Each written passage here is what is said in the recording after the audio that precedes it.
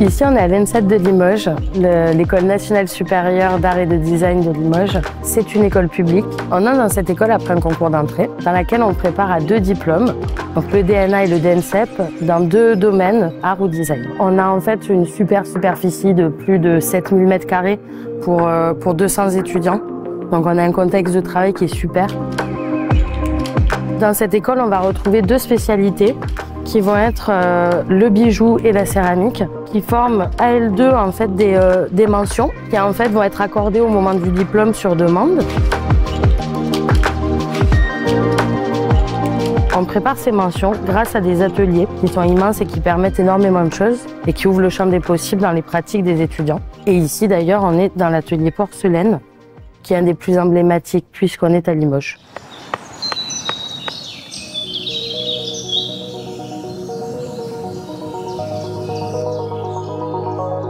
C'est vrai que l'école, elle possède un jardin, ce qui fait que c'est assez agréable. Par exemple, quand on est en atelier, on a une vue sur la nature.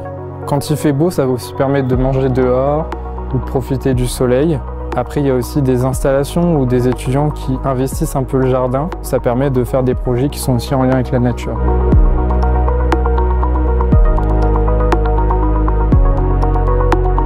Ce que m'apporte cette école, je dirais qu'elle m'a apporté beaucoup de pratiques parce que comme je viens d'une section qui est universitaire, on n'avait pas une pratique qui était très établie.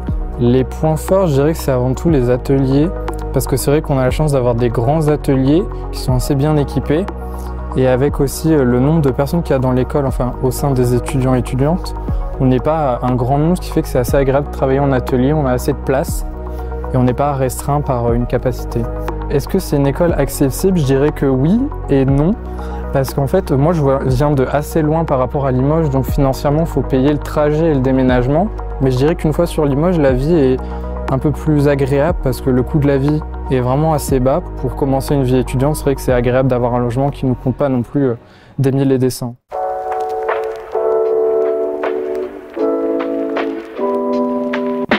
Alors du coup à l'ENSET Limoges, on a beaucoup d'ateliers différents. Donc on va avoir forcément de la céramique et de la porcelaine, du textile, mais aussi du bijou. Et puis il y a un gros atelier d'édition avec des machines à sérigraphie, puis bien sûr de la photo vidéo. Et on a aussi tout ce qui est nouveaux médias, donc ce sera plus des imprimantes 3D, notamment des imprimantes de céramique ou des scanners 3D. Et les étudiants circulent assez librement entre tous ces ateliers en fonction de leur projet.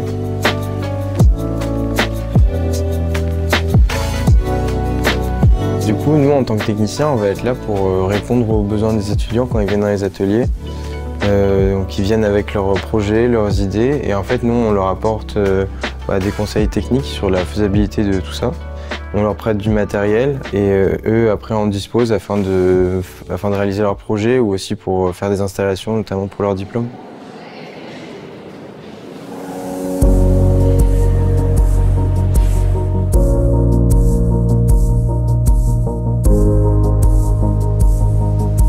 Après l'école, moi par exemple, je me destine à être artiste plasticien, mais il y a plein de métiers différents qu'on peut faire grâce à cette formation parce qu'on apprend comment créer plastiquement des pièces, comment les mettre en espace, comment les exposer, comment parler de son travail. Mais ce qui est assez bien dans la formation artistique aux Beaux-Arts, c'est qu'on touche tellement à tout qu'on peut vraiment être multicasquette et finir dans plein de métiers différents du monde de la culture. On peut être artiste, designer, mais aussi derrière les musées pour monter des expositions, dans le milieu du cinéma. Et ça fait de nous quand même des profils assez complexes et pleins de ressources.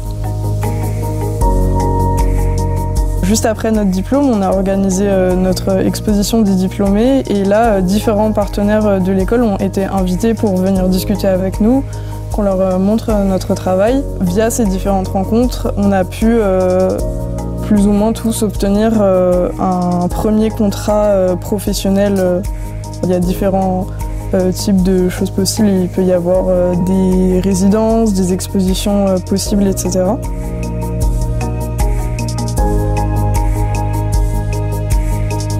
qui est assez chouette, c'est que par exemple, moi je vais rester dans la région et je suis encore toujours beaucoup soutenue par l'école qui vient à ma rencontre lors de vernissage ou autre et qui diffuse mon travail également. Du coup, c'est assez chouette.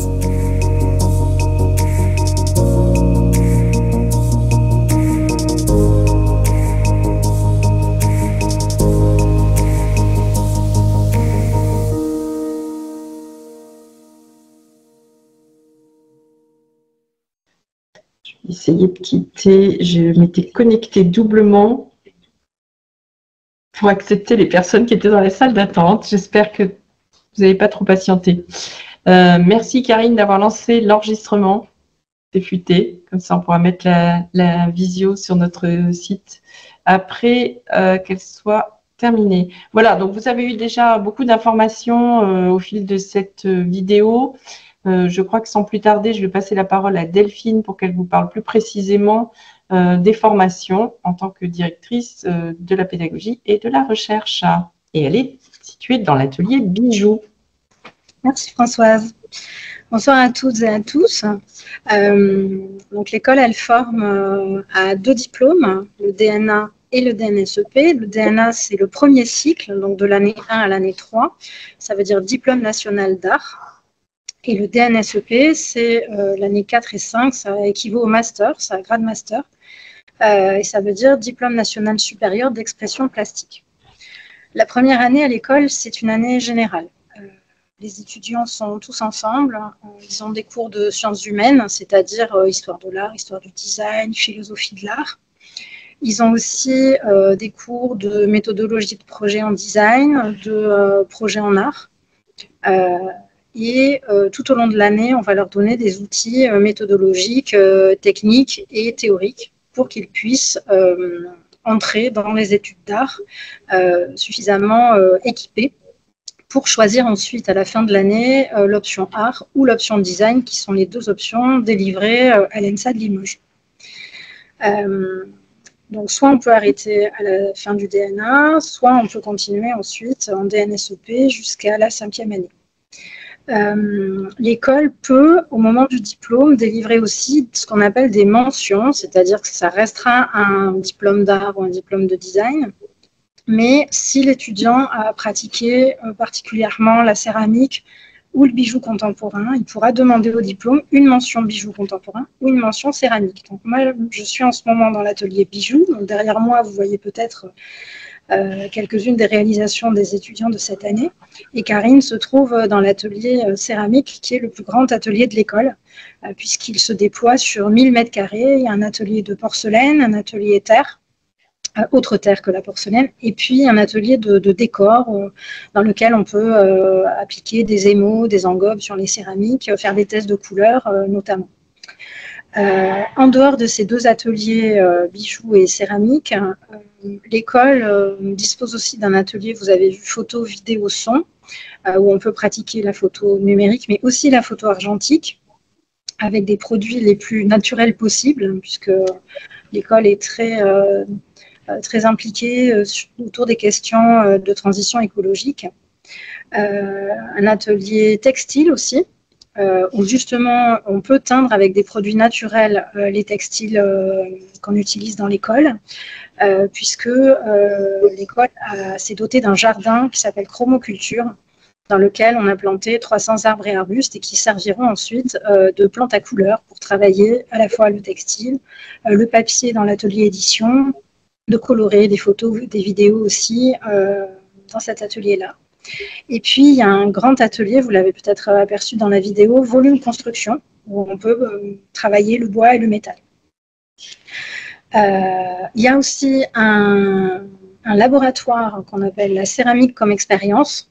Donc là, on va y pratiquer tout ce qui est travail numérique autour de l'impression 3D, que ce soit en plastique ou en céramique. Et puis, un projet qui s'appelle Apocop, qui permet aussi de travailler le cuir si on le souhaite. Donc, voilà, il y a différents formats pédagogiques possibles. Je parlais des sciences humaines, des différentes propositions en première année. Et à partir de la 2e année, quand on a choisi l'option, on peut aussi choisir studio, un format particulier qui est beaucoup lié aux pratiques en atelier justement et dans lequel on va pouvoir développer sa pratique, répondre à des sujets donnés par les enseignants, mais également développer sa propre pratique en vue de devenir, comme le disait Estelle dans la vidéo, artiste, mais d'acquérir tout un tas de compétences très transversales qui permettent d'ouvrir vers plein de métiers différents. Françoise parlait de l'inscription de l'école dans la ville de Limoges. L'école est aussi en partenariat avec l'université, à côté de laquelle elle se situe. Et donc, ça donne accès aux étudiants qui sont chez nous, au service de santé étudiant, ou au resto universitaire, au logement du Crous notamment. Donc ça me paraissait aussi important de le rappeler. Concernant le cursus, les étudiants ont la possibilité de partir en stage. Donc je vais laisser la parole à Karine sur ce point. En stage, soit en France, soit à l'étranger, ou de faire des mobilités d'études également. Voilà, je pourrais répondre à vos questions ensuite sur le cursus que j'ai brossé très brièvement. Karine, je te laisse la main là-dessus. Bonjour. Oui, donc les étudiants ont des possibilités de stage et aussi des obligations, puisqu'en deuxième année, ils doivent faire 2 semaines minimum et en quatrième année, 4 semaines. Il y a aussi les mobilités Erasmus et hors Erasmus, car nous avons de nombreux partenariats au Japon, au Brésil, en Chine, voilà, pour lesquels il y a des échanges d'étudiants. Et donc, il y a aussi ces possibilités-là, mais aussi de faire des stages dans ces pays et ailleurs à partir du moment où il y a une convention. Et ils peuvent partir en Erasmus dès la deuxième année. Tout ça, évidemment, est en lien avec l'équipe pédagogique qui valide les dossiers pour partir. Merci, Karine. Vous avez des questions après, voilà. Ouais. On va laisser la parole à Viviane pour qu'elle nous explique les modalités d'accès, d'entrée dans l'école. Sous 2 formats, soit l'entrée en première année, soit l'entrée par équivalence. Viviane, je te laisse la main. Merci. Donc bonsoir, mais moi en direct de la bibliothèque, donc je vais vous présenter les modalités d'entrée à l'ENSAD. Donc pour les premières années, c'est un concours d'entrée qui va se passer en 2 étapes. Une première étape où vous allez recevoir chez vous l'épreuve de culture générale que vous devrez renvoyer sous 48 heures, accompagné d'un portfolio qui doit faire en PDF, qui doit faire 20 MO maximum.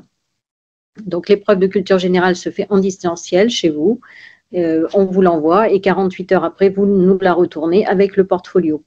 Et la deuxième étape, c'est en présentiel, là il va falloir venir à l'école, ça dure 1 journée, c'est pour l'épreuve de pratique plastique et l'entretien. Donc l'épreuve de pratique plastique, eh bien, vous la faites en arrivant et pendant la journée, vous voyez passer 2 jurys. Ces jurys sont composés de 2 enseignants et d'un étudiant. Et pendant ces 2 entretiens, vous allez présenter votre portfolio, présenter votre travail plastique et il va s'engager un dialogue avec les membres du jury sur votre motivation, ce que vous attendez de l'école, si vous êtes motivé, curieux, si vous allez voir des expositions, etc. Donc, ça va vraiment être un échange pour connaître votre univers. Donc ça, cette épreuve plastique et l'entretien sera en présentiel les 5, 6 ou 7 mai. C'est sur 3 jours puisque nous recevons pas mal de candidats. Donc pour ça, c'est pour les étudiants qui souhaitent rentrer en première année. Ensuite, nous avons un deuxième concours qui concerne les étudiants qui souhaitent rentrer en 2e ou 4e année. Ça, ce sont des étudiants qui ont déjà un diplôme de l'enseignement supérieur. Et là, ça se passe en visio complètement. C'est un entretien qui dure entre 15 et 20 minutes. Pour les 2e années, il faudra fournir une lettre de motivation et également un portfolio. Et pour les 4e années qui vont rentrer donc en master, en première année de master, il faudra bien sûr une lettre de motivation, un portfolio également, mais nous demandons aussi une note d'intention qui développe, grosso modo, hein, on ne demande rien de très très précis, mais une problématique de recherche, puisque le deuxième cycle, la 4e et la 5e année, c'est la phase projet et recherche. Voilà ce que je peux dire. Toutes les informations sont notées sur le site. À partir de cette année, vous recevrez également un lien pour la plateforme de l'école qui s'appelle Ganesh, sur laquelle vous devrez vous inscrire et rentrer vos coordonnées. Vous pourrez y déposer l'épreuve de culture générale, le portfolio. Tout ça se fait assez intuitivement, donc il n'y a pas de problème. Et puis pour parler de la bibliothèque qui est derrière moi, vous pouvez voir, dans cette bibliothèque, il y a environ 17 000 ouvrages, une vingtaine d'abonnements et une vidéothèque qui vous permet de pouvoir vous enrichir, de pouvoir augmenter vos connaissances. Cette bibliothèque, elle est ouverte du lundi au vendredi et 2 bibliothécaires sont là pour vous accueillir et vous conseiller et vous aider dans vos recherches. Voilà, je répondrai à vos questions également. Et la bibliothèque alimente le ciné-club réservé aux étudiants. Alors, je crois que nous avons une question de la classe prépa de La Rochelle. Oui, bonjour. M'entendez-vous? Très bien. Oh, super. Oui, une question, parce que cette année, on a remarqué en fait qu'il y a beaucoup de dates de concours qui se superposent, notamment Limoges et les Arts Déco de Paris. Une question concernant en fait les dates, y a-t-il une certaine flexibilité dans les dates de convocation quand on a des étudiants qui sont convoqués à Paris le 6, le 7, est-il possible de faire une demande en fait pour que la convocation ait lieu plutôt le 5, de manière à ce qu'ils aillent à Limoges puis à Paris? Alors oui, c'est tout à fait possible. Hein. Dans la mesure du possible, on essaye effectivement, malheureusement, le calendrier de Parcoursup nous contraint un peu dans nos dates et c'est vrai qu'effectivement, on se superpose avec d'autres écoles. Mais oui, lorsque les candidats reçoivent leur convocation, ils appellent tout de suite le secrétariat pédagogique et dans la mesure du possible, on essaye de changer la date. Tout à fait. Merci. Votre réponse va faire des heureux et des heureuses. Voilà. Pardon, je me permets de compléter. Si jamais la convocation des Arts Déco arrive avant la nôtre, qu'ils n'hésitent pas à appeler avant de recevoir notre convocation, ce qui nous permettra de faire les chaises musicales avec les autres candidats avant que les convocations ne soient parties. Ça facilitera le travail du secrétariat pédagogique. Mais pour vous rassurer, jusqu'à présent, on n'a jamais échoué dans ces arrangements. Hein. C'est toujours très bien passé. N'hésitez pas, si vous avez des questions et que vous souhaitez les poser dans la conversation, par écrit, si vous vous sentez plus à l'aise. Alors non, il n'y a pas vraiment d'annales consultables sur les questions de culture générale. L'année dernière, par exemple, le sujet, c'était à l'heure de l'intelligence artificielle. Quelle est aujourd'hui la place des artistes? Mais je pense que Viviane en a plein en tête à vous suggérer dans les années précédentes. Oui, en principe, c'est un sujet d'actualité. Donc, surveillez bien l'actualité de l'art contemporain. Et en principe, oui, c'est un sujet d'actualité. Donc, il y a 2 ans, par exemple, on avait proposé un sujet autour des associations écologistes qui déversaient de la sauce tomate ou de la soupe sur les œuvres dans les musées. Donc voilà, on opposait éco-responsabilité et art, et voilà, c'était ce genre de sujet. Vraiment, on suit l'actualité, donc surveillez l'actualité contemporaine.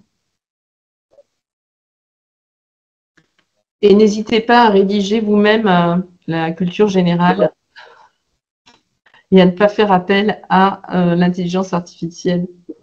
Et surtout, précisez vos sources. Précisez vos sources, oui. Le portfolio doit-il être relié à cette épreuve? Non, non, non. Le portfolio est le reflet de votre pratique. Hein. L'école est adaptée aux personnes à mobilité réduite, oui, et nous avons une référente handicap, donc Delphine, pour les étudiantes et une référente handicap pour les agents. Et effectivement, elle est adaptée.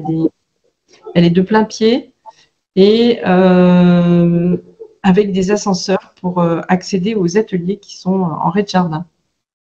Et juste pour préciser, pour le concours aussi, si vous avez besoin d'un aménagement spécifique pour le concours, il faut nous le signaler aussi, puisqu'on peut mettre une salle à part. Si vous avez des problèmes avec le bruit, on peut prévoir du temps supplémentaire aussi pour l'épreuve.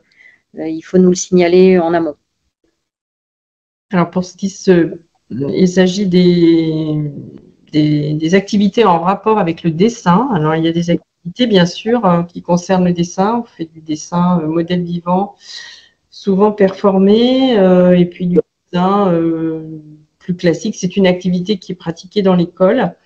Concernant le design graphique, ça n'est pas la spécialité de l'ENSA de Limoges. C'est pratiqué. On a ce que nous avons baptisé la compagnie graphique, qui est un ensemble d'étudiants qui travaillent au sein de l'atelier édition avec un enseignant qui est designer graphique lui-même. Mais effectivement, ça n'est pas une spécialité de l'école. Il y a d'autres écoles en France qui ont une pratique du design graphique qui est plus importante. Vous avez Tarbes notamment. Il y a Lyon, où il y a quand même toujours une activité en design graphique, mais s'il n'y a plus la mention, il y a Strasbourg, enfin, les écoles. N'hésitez pas à vous rendre sur le site de l'Andea, où vous avez un accès sur toutes les écoles de France. Alors, toc, toc, toc. Alors, le quota d'étudiants sélectionnés sans être passés par une prépa, c'est à peu près 50%, si je ne m'abuse. Voire plus. Ça dépend des années. Pardon, excuse-moi François. On a énormément d'étudiants néo-bacheliers, hein, c'est 2 tiers, 1 tiers. Ah oui, tout à fait. J'envisage l'entrée par équivalence en DNSP. Je m'interroge sur les modalités d'utilisation des ateliers. Qu'est-ce qui est à la charge de l'étudiant? Alors, les ateliers sont équipés de matières premières qui sont à disposition des étudiants dans la mesure du raisonnable. Et donc, si l'étudiant a besoin de matières premières qui lui sont propres, qui sont spécifiques à un projet particulier, là, il doit en faire l'acquisition par ses propres moyens. Mais en règle générale, il y a de quoi se satisfaire avec les matières premières qui sont dans l'école.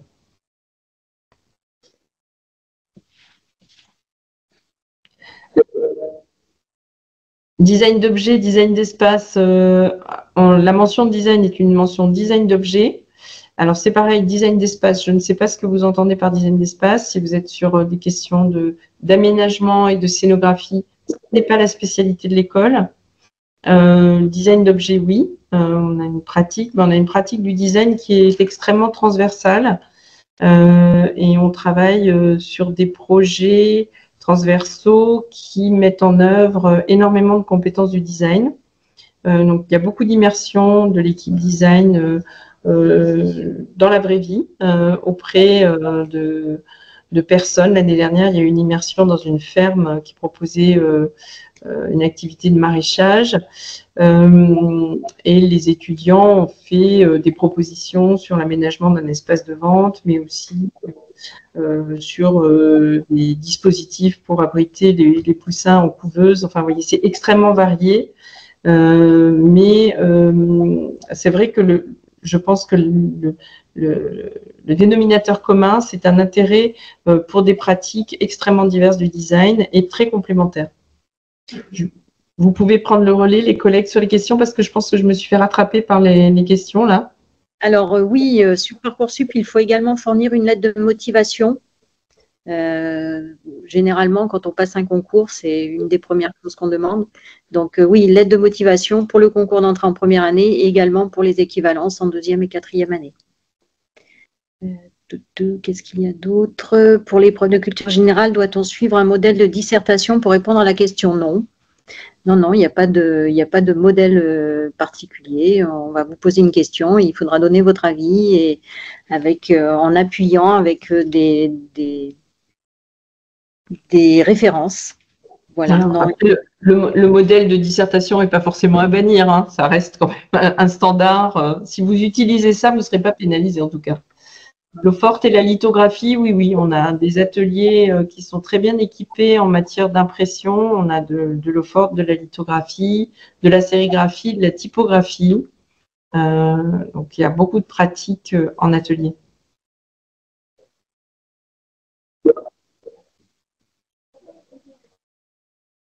Je peux répondre éventuellement pour reprendre le relais. Y a-t-il des ateliers d'écriture? Alors en fait, il peut y avoir des ateliers d'écriture effectivement, soit dans le cadre des enseignements plutôt théoriques, soit dans le cadre des formats pédagogiques proposés. Alors par exemple dans les studios, en deuxième et en troisième année, le studio édition peut proposer des ateliers d'écriture, y compris en poésie contemporaine. Et certains étudiants poursuivent sur cette voie. En quatrième et en cinquième année, il y a une pratique de l'écriture qui est assez forte dans l'école.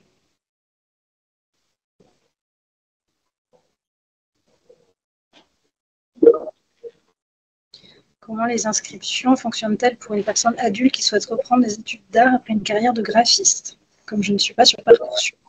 Alors, nous réservons quelques places pour une entrée en première année ou pas d'équivalence aux personnes qui seraient en reprise d'études, quel que soit l'âge. Dans ce cas-là, vous pouvez vous rapprocher du secrétariat pédagogique pour constituer le dossier. Alors, la période de césure, qu'il est possible de faire, doit-elle forcément avoir lieu entre 2 années scolaires? Oui, ben c'est le principe de la césure, hein, c'est effectivement entre 2 années scolaires. À n'importe quel moment du cursus, oui, soit entre la première, deuxième, troisième, quatrième, à condition d'être sûr d'être pris en quatrième année, quatrième et cinquième, oui, tout à fait. Alors, nous avons une récupérathèque qui est installée dans l'école, qui cette année est animée par un service civique, mais qui est soutenu par un ensemble d'étudiants qui l'animent et qui l'achalandent. Voilà.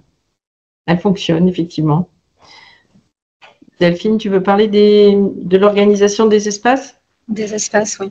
Alors, l'école est assez grande, les espaces sont grands, surtout les ateliers. C'est vrai qu'on essaie de réserver des espaces aux étudiants pour qu'ils puissent installer et faire avancer leurs travaux. Les répartitions d'espaces changent chaque année en fonction des effectifs dans chacune des années.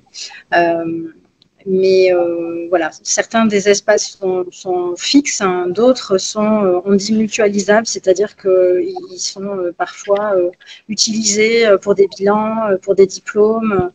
Mais oui, chaque étudiant peut trouver sa place dans l'école pour travailler et installer ses affaires. On a aussi des casiers qui permettent de stocker quelques travaux, quelques affaires, des étagères dans les couloirs pour stocker ses projets.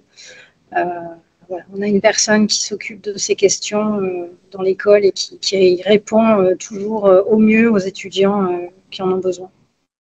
Les premières années sont regroupées dans un espace fixe, en groupe, et ils accueillent souvent les intervenants au sein de cet espace. C'est vrai que les années suivantes n'ont pas de classe fixe, sont en mode beaucoup plus nomade. Ils ont des cours qui se tiennent soit en amphi pour la culture G, soit beaucoup dans les ateliers aussi, qui sont des lieux de pratique et de cours de la même manière.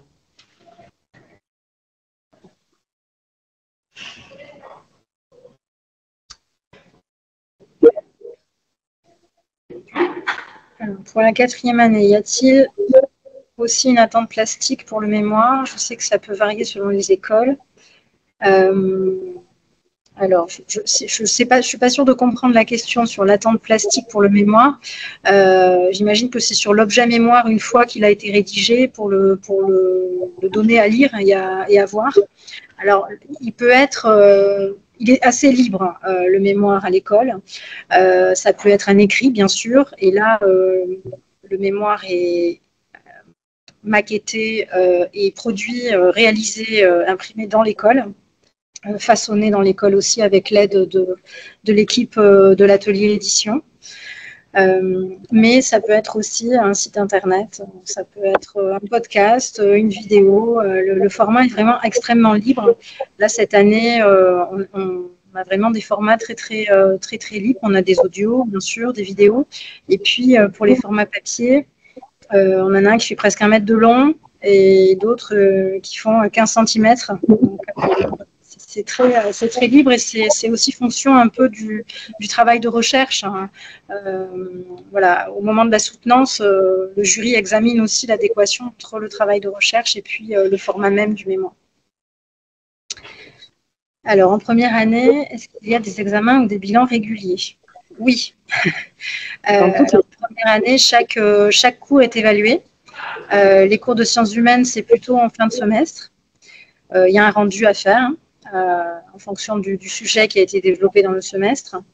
Et pour tout ce qui est travail pratique, c'est évalué au fur et à mesure des cours. Et en fin de semestre, il y a un bilan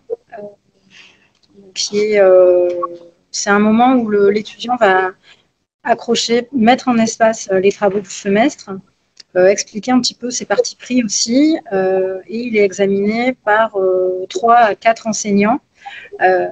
Ça permet de regarder un peu ce qu'on a fait, d'en tirer des éléments qui permettent de poursuivre le travail le semestre suivant. Donc l'enseignement fonctionne par semestre, donc chaque semestre est crédité de 30 crédits, donc les ECTS, les fameux ECTS, qui sont des crédits d'évaluation européens, ce qui permet justement d'effectuer un semestre à l'étranger sans perdre de temps, en ayant acquis les 30 crédits du semestre et en revenant ensuite dans l'école avec cet acquis-là. Alors dans l'école, nous avons mis en place un système de tutorat. Et il y a des tuteurs pour les étudiants de première année, spécifiquement, qui sont à leur écoute pour leur expliquer de façon très pratico-pratique comment se déroule la pédagogie et répondre aux questions, aux interrogations, aux inquiétudes qu'ils peuvent avoir au fil de l'eau. Il y a également un tuteur pour les étudiants qui nous rejoignent en 2e cycle ou en 2e année. Il y a un tuteur pour les étudiants internationaux et un tuteur pour les étudiants en situation de handicap.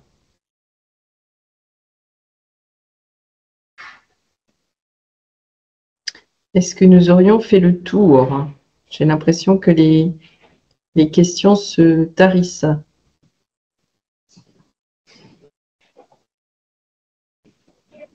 Je vous ai mis dans le chat le site de l'ANDEA dont parlait Françoise, qui est l'Association nationale des écoles d'art publiques. Il y en a 44 en tout.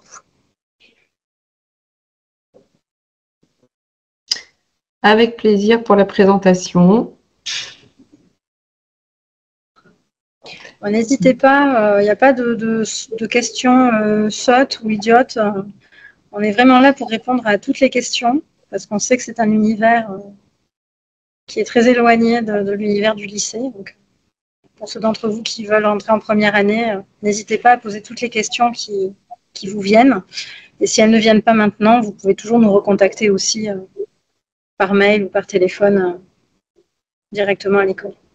Et vous pourrez retrouver la vidéo qui a été présentée en début de séance sur notre site internet également.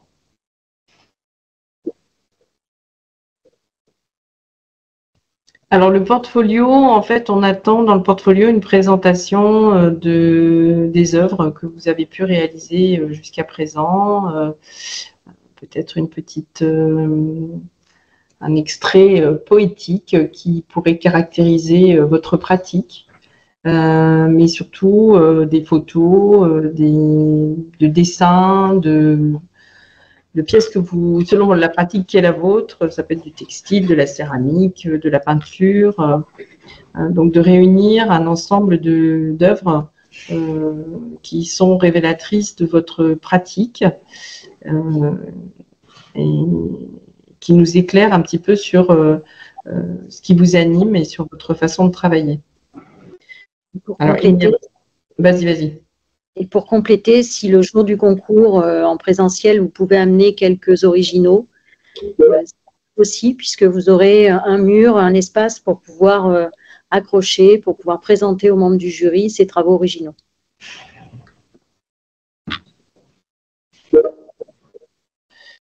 Il n'y a pas de pratique de la bande dessinée dédiée dans l'atelier édition, mais certaines années, on a des créateurs très centrés sur la bande dessinée. C'est le cas cette année où on a deux artistes qui sont très investis dans ce champ, mais il n'y a pas d'enseignement dédié. Quelle liberté a-t-on dans les ateliers en première année? Qui veut répondre à cette question? Oui, en première année, c'est vrai que le programme est assez dense, mais on ménage des temps dans le calendrier pour que les étudiants puissent développer leur pratique et notamment pour développer un sujet dont ils sont à l'origine, qui n'est pas un sujet imposé et qui permet aussi au moment du bilan de voir un petit peu quel est l'univers de l'étudiant et comment il pourrait avancer dans son travail. Plus on avance dans le cursus et plus on a de temps libre pour pouvoir développer ses propres projets. La première année, c'est vrai que c'est un moment où on va acquérir les bases méthodologiques, techniques et critiques pour pouvoir avancer après. Mais vous aurez le loisir quand même de développer vos propres projets, même en première année. Y a-t-il un moyen de contacter devant le travail de certains étudiants? Moi, je vous recommande vivement d'aller sur notre Instagram, où il y a régulièrement des posts qui montrent nos étudiants en plein travail. Vous pouvez aussi aller sur notre site internet, sur la page d'accueil, vous avez une rubrique Alumni sur la gauche. Et là, vous allez découvrir les diplômés aussi bien de DNA que de DENSEP, qui sont présentés avec des photos de leur diplôme. Donc, ça vous permettra de voir quel type de production sont réalisées à l'école. Mais c'est vrai que sur Instagram, il y a vraiment beaucoup de posts au quotidien sur ce qui se passe dans l'école. Et le jour du concours, vous pouvez emmener tout ce que vous avez envie de présenter.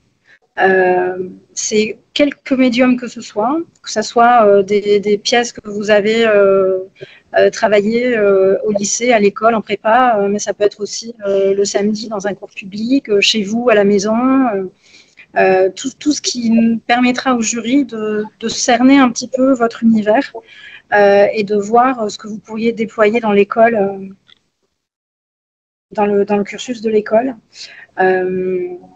Il faut aussi qu'on vous dise que si on perçoit que l'école n'est pas forcément le bon endroit pour vous, on n'hésitera pas à vous le dire. Donc, c'est pas parce que vous n'êtes pas retenu que vous n'êtes pas fait pour faire de l'art. C'est peut-être juste que c'est pas la bonne école pour vous. Et dans ce cas-là, on vous aiguillera et on vous donnera des conseils pour pouvoir trouver le bon chemin, votre chemin à vous. Karine, tu réponds sur les stages? Oui. Donc, y a-t-il possibilité, grâce au partenariat Erasmus avec d'autres écoles, pendant les vacances? Bien sûr. Bien sûr que pendant les vacances, vous pouvez… alors, Erasmus, en général, ça fonctionne par semestre.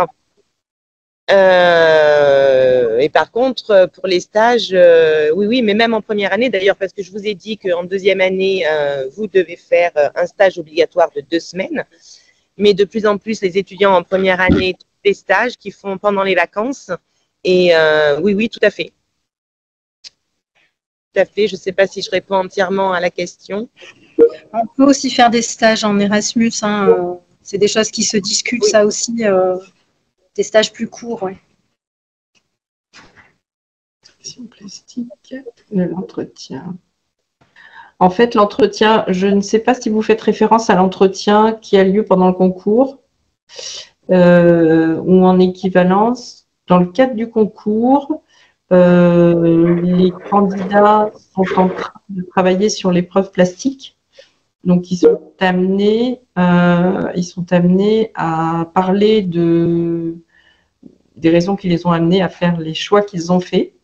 Ils vont expliciter un petit peu l'œuvre qu'ils sont en train de réaliser. Et c'est vrai qu'on va les faire parler autour des pièces qui sont présentes dans les portfolios ou que les candidats ont apporté le jour du concours. Dans le cadre des équivalences, on va bien sûr porter une attention particulière à l'expression plastique de chaque candidat. C'est quelque chose d'important. Si je peux compléter par rapport au concours d'entrée en première année, pensez, si vous amenez des originaux, à prendre de quoi les accrocher. Parce que chaque candidat a une table et une simèse, un bout de mur pour pouvoir présenter son travail. Donc de la pâte à fixe, du scotch, un clou, de quoi mettre en espace le travail. Et ce jour-là, chaque candidat est aussi entendu par 2 jurys différents. Un jury le matin et un jury l'après-midi. Je ne sais plus si Viviane t'en a parlé. Donc c'est une manière pour nous d'être juste dans la manière, dans l'évaluation qu'on a des entretiens et d'harmoniser un peu plus les notes et donc les classements qu'on fait remonter ensuite à Parcoursup. De toute façon, dans la convocation, je préciserai ce qu'il faut amener. Donc, vous aurez toutes les informations au moment de la convocation. Alors oui, dans le cadre d'Erasmus, il y a des bourses diminuant le coût du départ et de la vie à l'étranger. Oui, alors Viviane, peut-être que tu connais mieux que moi là, le montant des bourses. Oui, alors en fait, les pays d'Europe sont classés en plusieurs groupes en fonction de la cherté de la vie de chaque pays. Donc effectivement, oui, il y a des bourses qui sont prévues par mois pour chacun des pays qui ont la charte Erasmus. Tout à fait.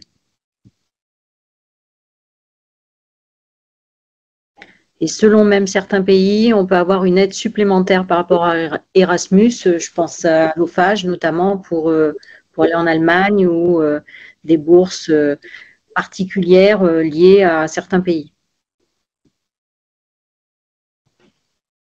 Des bourses attribuées par la région aussi et qui sont différentes suivant si on est boursier ou non boursier, mais la région par semaine attribue une bourse pour partir à l'étranger, même hors Erasmus. Et pour les stages aussi.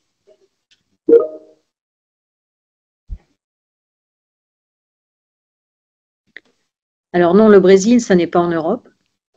Je ne crois pas. Donc là, ce sont des bourses spécifiques. Mais Karine, tu peux peut-être compléter. Là, pour le Brésil, oui, alors, pour le Brésil, on a une convention en fait, et c'est plutôt un échange du coup, mais avec des artistes brésiliens et des alumni de l'école. Donc, ils sont déjà diplômés aujourd'hui. Et par exemple, vas-y. Vas-y. Dans le cadre de la Chine, par exemple, on va chercher des financements qui permettent de réduire de façon très importante les coûts pour les participants. C'est le cas actuellement des jeunes qui sont partis au Japon et donc pour lesquels nous avons sollicité des financements et des soutiens publics et privés pour alléger le coût du déplacement.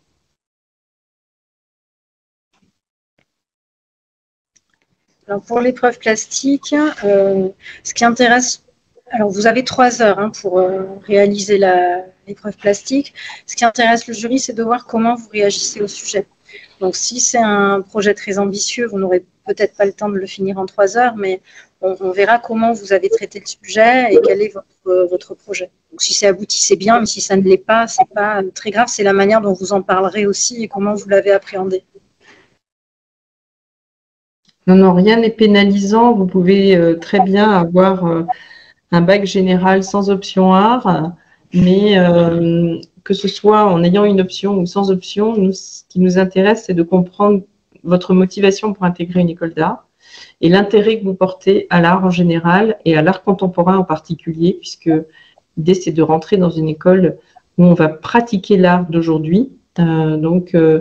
On va vous demander quelle est la dernière expo que vous avez vue, les artistes qui vous intéressent,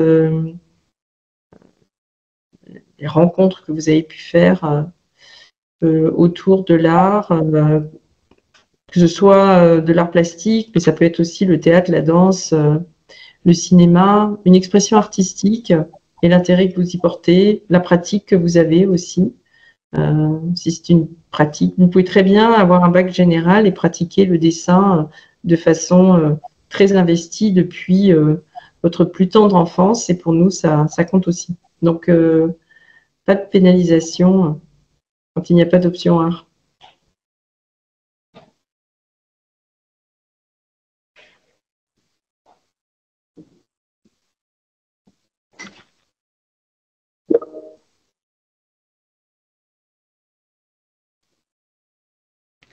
Alors oui, il y a une question sur la possibilité de poursuite d'études après le DENSEP pour un doctorat. Donc ça, c'est un dispositif qu'on vient de lancer cette année en partenariat avec l'Université de Limoges. Donc en fait, le contrat doctoral il est porté par l'Université de Limoges. L'école peut donner des conseils évidemment sur les recherches d'autres financements, mais ce n'est pas l'école qui recherche les financements pour le candidat au doctorat. Et donc le contrat doctoral, il est délivré par l'Université de Limoges, non pas au titre de l'ENSAD, mais voilà, les candidatures de l'ENSAD sont examinées au même titre que les autres candidatures de l'université dans l'école doctorale concernée.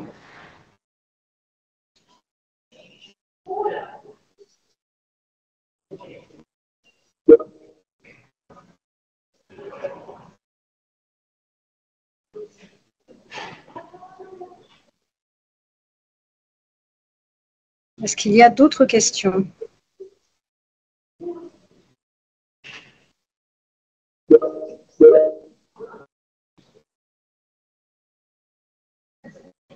Alors, un programme d'aide à la professionnalisation, il y en a deux, mais je peux peut-être le laisser répondre, Françoise. Oui, alors donc il y a un programme qui s'appelle Après l'école, qui est destiné principalement aux années 3 et 5, avec quelques séances en plus pour les années 5, mais qui est ouvert aussi aux autres années et qui permet, donc il y a une dizaine de journées qui permettent d'aborder toutes sortes de sujets, depuis la création d'un numéro SIRET avec l'appui de l'URSSAF Limousin, puisque nous sommes sur place, mais aussi tout un travail sur le démarrage de l'activité, la facturation, la protection intellectuelle, la constitution d'un portfolio professionnel, les poursuites d'études également. Il y a également un accompagnement individuel qui est proposé là, spécifiquement aux années 5. Donc, il y a 3 rendez-vous individuels avec un consultant sur la suite du parcours. Et on a mis en place un dispositif qui s'appelle Coup de pouce et qui est un premier contrat dont parlait Estelle Majani que vous avez pu voir dans la vidéo.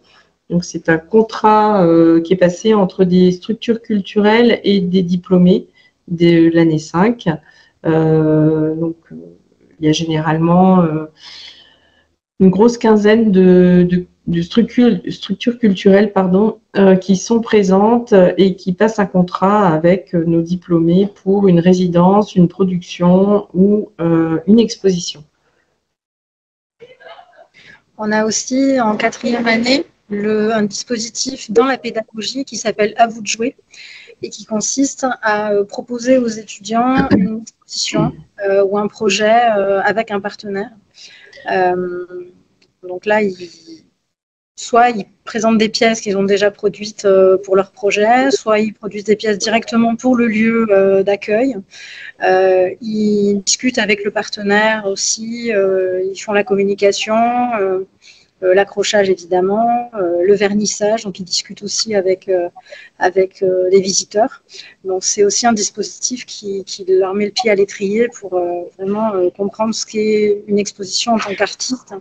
Et c'est toujours très, très utile pour les étudiants de master.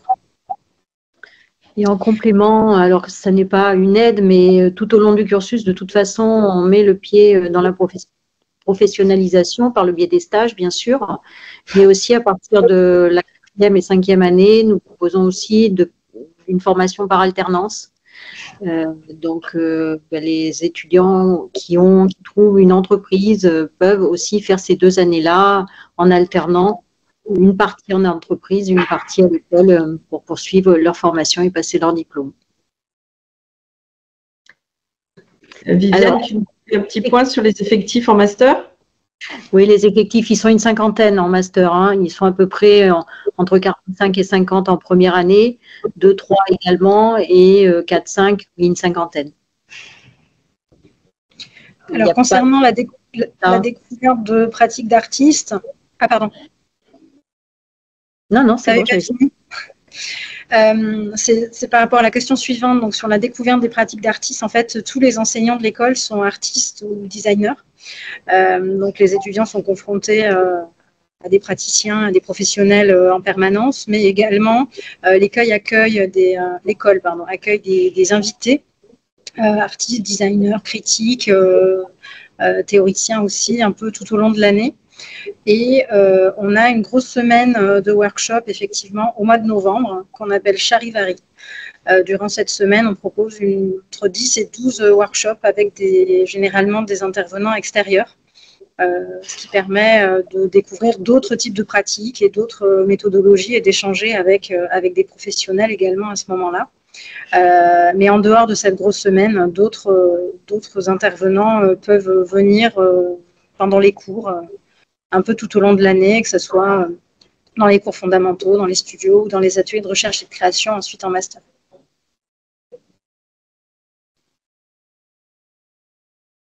Alors, la vidéo sera-t-elle mise en ligne pour ceux qui se sont connectés en retard?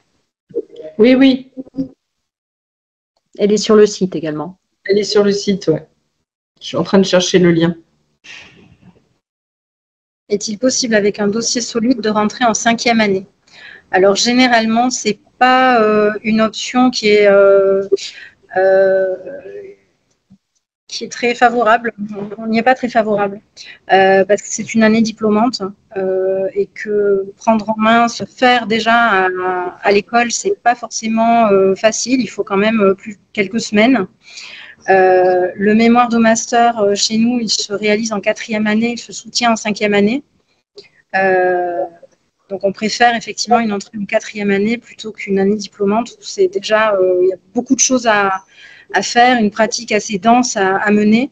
Et puis, il y a le diplôme à préparer. Donc, c'est généralement pas, ça n'arrive pas.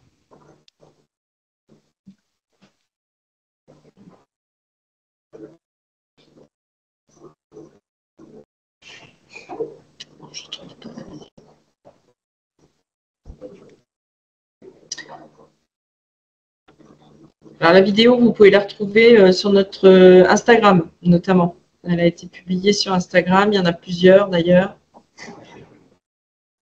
Là, tu parles de la vidéo qu'on a montrée en début de visio, mais je me demande si la question ne porte pas sur la vidéo qu'on est en train de faire là, sur la captation. C'était ma question aussi, oui. Je ne sais pas. Oui, ben, de toute façon, la vidéo de la visio sera mise en ligne également. Pas de souci.